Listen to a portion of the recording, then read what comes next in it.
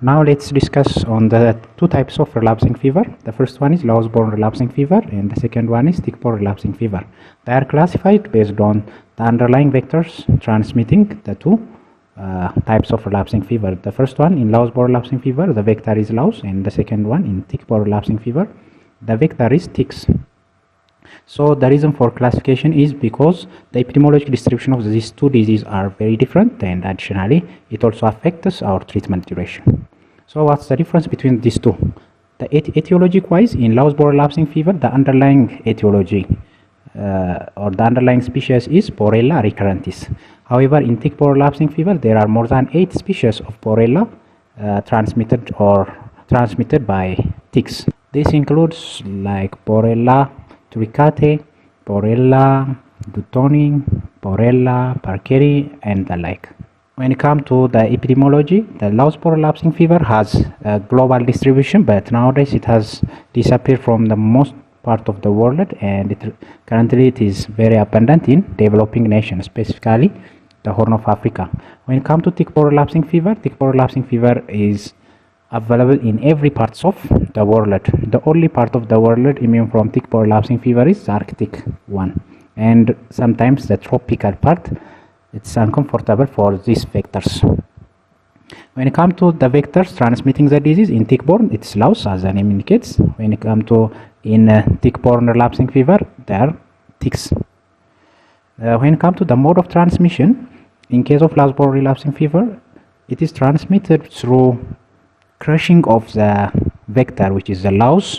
When the louse tries to take a meal from a healthy person, and it will cause irritation. So for that reason, the person will crush the lice over the wound, so the spirochetes can easily enter into the circulation of the healthy one. When it comes to tick-borne relapsing fever, it's transmitted once the tick take a meal from the infected person. The spirochetes will enter into the tick, and it will move to the healthy one, and when it takes a meal from the healthy one and finally release its saliva on the wound, the saliva contains the spirochetes, so it can easily enter into the circulation of the healthy one. It's the same as malaria transmission.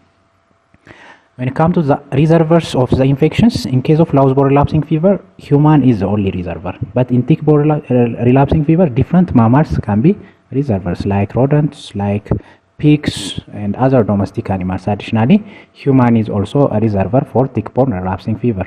When it comes to the symptoms, in case of Louse Born relapsing fever, the duration of fever is very long compared to the tick-borne relapsing fever. And the remission time, which means the wellness of the person, is very long in case of Louse Born relapsing fever compared to tick-borne relapsing fever. The number of relapse are very few in case of Louse Born relapsing fever because, as I have mentioned earlier, the remission time is very long, so it will not relapse frequently. So number of relapses very few in case of Louse Born relapsing fever, but in case of tick-borne relapsing fever, there are many relapses. The reason behind this, the remission time is very short, so it will frequently relapse. For that reason, number of relapses are many.